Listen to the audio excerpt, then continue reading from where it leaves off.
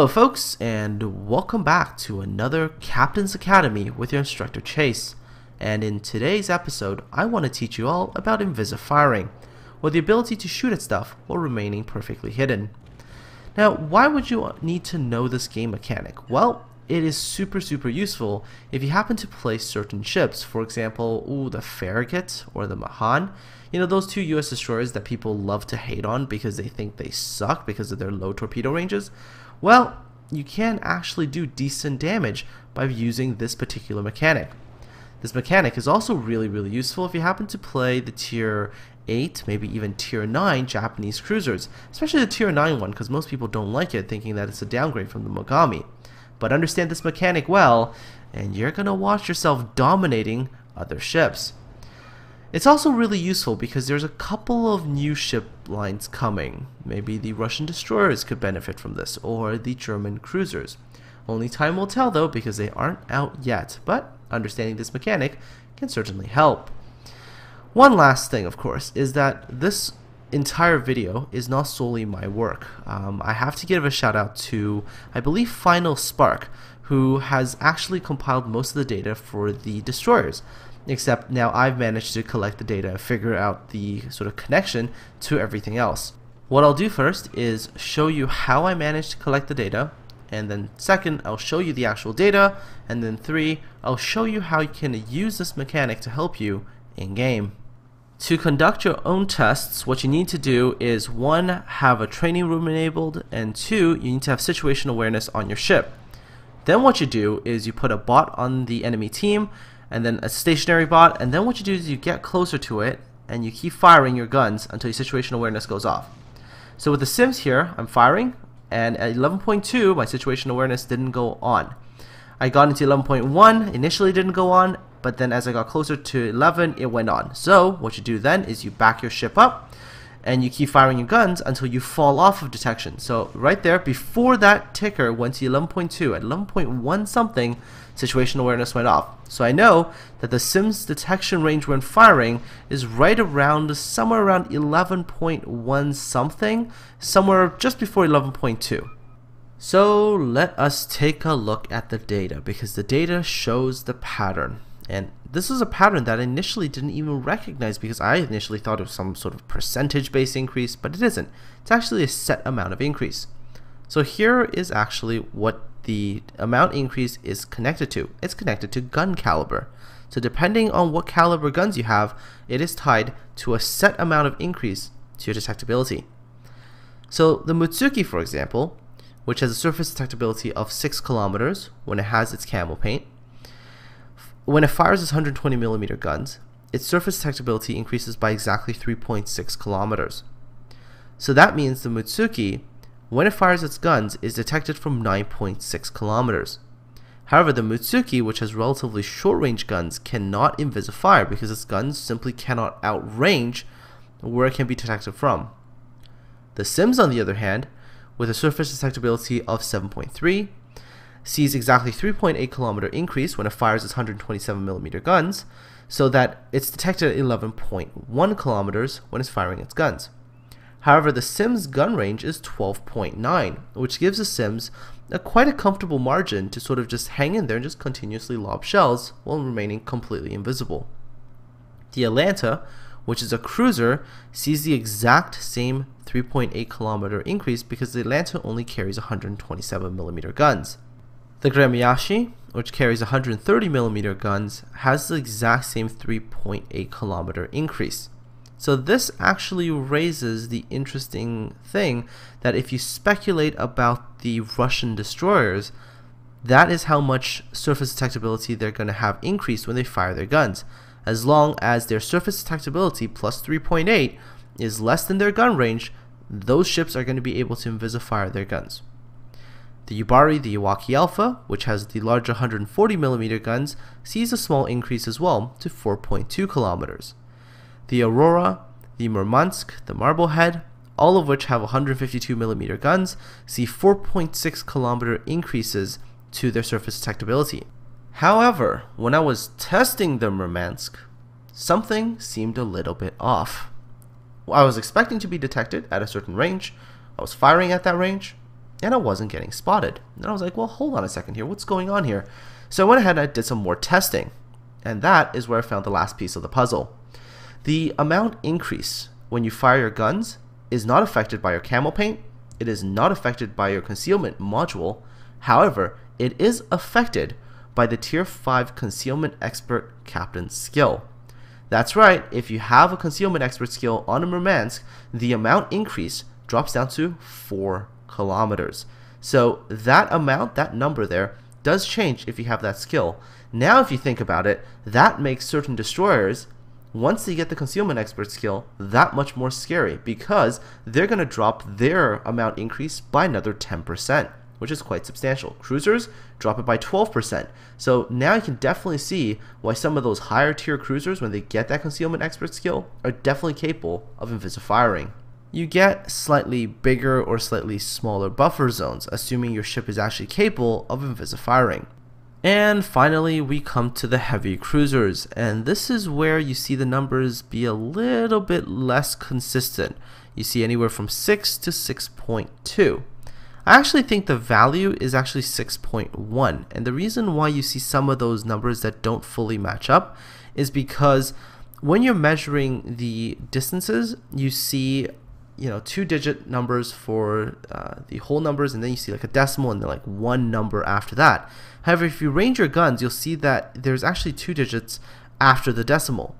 And what happens is, I think that if you see like 11.91 perhaps, and then maybe you have like 17.89 or something like that, and it's being rounded around, you might not get that extra little bit. However, I do think with the 203mm cruisers, the amount increase is 6.1. So this provides you with the data. Now, what you need to do to figure out whether your ship is capable of invisifiring or not is, 1, get max concealment, so bring your surface detectability as low as possible, then add on the amount increase depending on your gun caliber, and then you see if your gun range exceeds that or not. Of course, always factor in things like the advanced firing training and the scout plane in order to figure out whether or not your ship is capable of it or not. You might go, hang on a second, there's no battleship data in here, and there is a very good reason for that. It's because battleships cannot invisify, period. I took a Tirpitz onto the ocean map, and I fired my guns from practically the other side of the map, and I couldn't even see the enemy ship, and yep, the minute I fired my guns, you have been spotted. So with battleships, there is such a huge increase that they pretty much don't benefit from this knowledge at all. However, if you're in destroyers and cruisers, there is definitely benefits that you can gain from knowing this particular set of data. So let's see how I can use this to help me in an actual battle. Now, before I start an actual battle, I first need to figure out exactly where my safe range is and exactly how much distance there is for me to fire my guns. So let's say I'm going to play a gearing. Now, with the camo applied to the ship, the concealment module, the concealment expert skill on the commander, the gearing surface detectability is 5.9 kilometers. Now, the normal detection range increase when firing your guns for the 127mm guns that the gearing carries is 3.8 kilometers. However, if you factor in the concealment expert skill on the commander, which reduces detectability by 10%, the detection range increase when firing drops down to 3.42 kilometers. So what you do then is you go surface detectability plus detection range increase when firing, which is 5.9 plus 3.42, equals to around 9.32 kilometers. But what you want to do after this is give it a little bit of margin for error. So I rounded up a little bit, and I said around 9.4 kilometers is where I'm safe. Tested it in a training room, and of course, when I'm at 9.4 and I'm firing away, I'm not spotted. So the gearing's gun range with the advanced firing training skill and mods reaches out to 15.5 kilometers max, which means there's a substantial amount of space there for me to fire without being detected. Basically, if I stay outside of 10 kilometers, there is no way a ship that I'm shooting at is going to detect me. However, if I am detected and I don't see anything within that range, most likely it means that there's a hidden destroyer there. Now that I have this information, I can apply it into an actual battle. So in this clip with the gearing, I'm in a gearing. There are 4 battleships. There's even actually an enemy destroyer, but the destroyer is closer to where our destroyer is. If you look around where I-3 is, there's an enemy destroyer somewhere within 2 squares of that destroyer. So where I am, there's nothing here that can spot me. So as long as I stay outside of that 10-kilometer zone, really just outside of 9.4 kilometers from any of these battleships, they're not going to be able to see me at all. The only thing that they are going to see is just a whole bunch of shells flying through the air from essentially nothingness and landing on them. So this first Iowa, which initially started off around, I think, like 30,000 HP, has taken some damage from some other ships, but I've pretty much been able to just hound him. That's why he's run all the way back here and had essentially no HP left, and I've just been pummeling him. And that's the thing with the gearing, is that with the rate of fire that you have, as well as this Invisifire thing going, you can pretty much keep shooting at stuff and not have to worry. So back myself that first Iowa. Second Iowa, well, this Iowa has more HP. So same thing. I start up, I get my guns to where I think the shells can land. Now with the gearing, the arcs are a little bit high, so I could have gotten a little bit closer, but there's no need, right? I mean, with 15.5k range, as long as you close into within like 12k, your arc is good enough that you can hit stuff. So what I want to do is basically stay in my Invisifire zone and just keep dropping shells on this Iowa, and I'm really going to be that annoying pain because the Iowa's not really going to be able to do anything in terms of counteracting what I'm doing, because if the Iowa turns in towards me, I'm a destroyer, I'm faster, just turn around and I head in the opposite direction. And as long as I can do that, there's not much this Iowa can do. Instead, the only thing this poor battleship can do is essentially come forward, keep coming forward, and hope that somehow, somewhere, I run into the range of the destroyer and get spotted by the destroyer, and then maybe he has a chance to actually shoot at me. Other than that, not much that he can do except take shells from me. So as you can see, he eventually doesn't really want to do this anymore.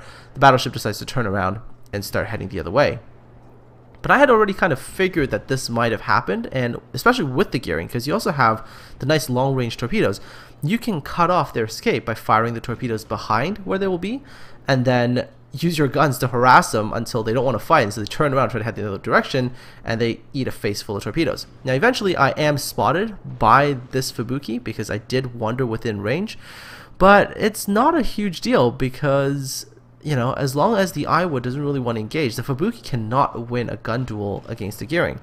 But you can see how this whole Invisifiring thing can really make it a pain in the neck if you happen to be in a battleship. And the gearing isn't even the only ship in the game that is capable of this. A lot of the other US destroyers, as well as the Japanese cruisers starting at tier 8, are capable of doing this exact thing. And especially for the Japanese cruisers, they have the guns that can actually set stuff on fire on a much more frequent basis. So imagine you're in a battleship, there is an Ibuki that's hidden somewhere and you're taking fire from it. You can't see where it is, so you can't shoot back at it, but that Ibuki is going to set you on fire constantly. And every time you hit the repair skill and you finally have all the fires fixed, another salvo hits and you're on fire again. So imagine that kind of power. That's the best way to put it. Imagine that kind of power, because you're basically not even going to take return fire. So like today I tried the Russian destroyers, and the Russian destroyers, once you get above tier I think 7, are very, very good gunboats because they use this exact mechanic to perfection.